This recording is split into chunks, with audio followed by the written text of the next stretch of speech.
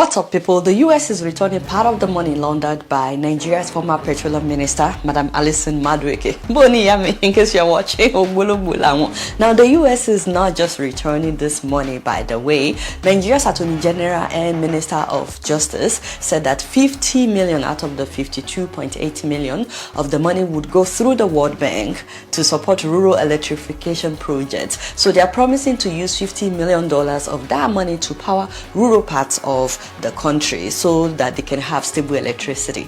I mean, we're all hoping that they will actually follow through with this, and the remaining $2.8 million they are saying will be directed to the International Institute of Justice to strengthen the justice system in Nigeria and to promote anti-corruption efforts. So one of the reasons why they are not giving it to the government directly, if you would notice, is that they do not trust the Nigerian government. Although some Nigerians would also argue that why should they trust the US government, because what were they looking at when Madam was wiring the money this whole time into America? Why didn't they say something at the time? So this is the first repatriation of the money stolen by Madam Madueke. Hopefully America will send us the rest of the money. We're also waiting on the UK and Switzerland for them to return all the ones that she kept in their countries. Now, as much as we appreciate getting back $52.8 million, it's actually a very small amount compared to the whole amount that Madam and her friends allegedly stole. Don't forget that she acquired many properties in Nigeria. In 2017, Nigerian government actually seized 56 different properties belonging to Madam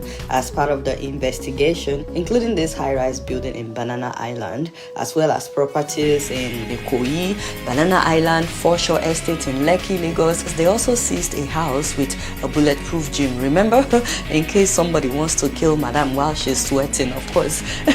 And they also confiscated other items like clothing, jewelry, including 41 waist trainers. I mean, this woman wanted to be snatched 24/7. 41 waist trainers. Tori King, you know. By the way, don't forget to subscribe, guys, if you're here too. Thank you so much in advance. T for thanks. But more importantly, let's not forget that she didn't do this by herself. She had friends, she had help, she had associates. You know, she allegedly collected bribes from her associates, Kola Aluko, Jide Omokore, and Igo Sanome, that's according to the US Justice Department, in exchange for allocating several oil lifting contracts to them despite their lack of technical expertise or capacity to operate the oil mining leases. They made tons of money by not fulfilling the obligations stated in the agreement, and in return for that, they were buying Madam properties in different parts of the world and wiring money into her account. Altogether, Madueke and these three men allegedly stole more than $1.7 billion,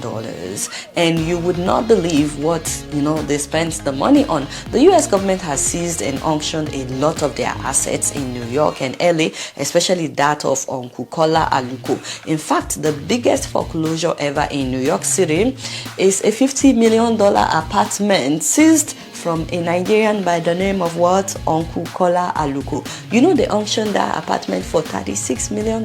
They also seized an $80 million yacht that he bought. I mean, we saw Beyonce and her husband cruising in it. You know, they had rented it. We did not know that that was the money meant for the masses in Nigeria. Now, the US government auctioned that yacht as well for $42 million, which is like half what it's worth. He bought 3 private jets, not one, not 3. I don't know what do people do with 3 different private jets. Is it that they get tired of being in the same private jets, they have to hop into another one? And let's not forget that he also bought 58 exotic cars. I mean, this man is like Dino Melaye Pro Max, okay? But guys, jokes aside, I couldn't help but wonder what this money could do in Nigeria. 1.7 billion, not million, 1.7 billion dollars. Do you know the caliber of hospitals that money will build in Nigeria?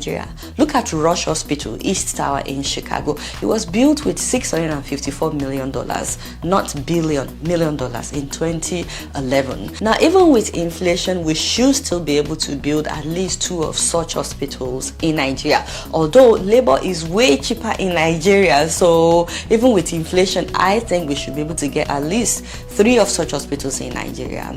And do you know how much they make at that hospital? In 2022 alone, they made more than $3 billion.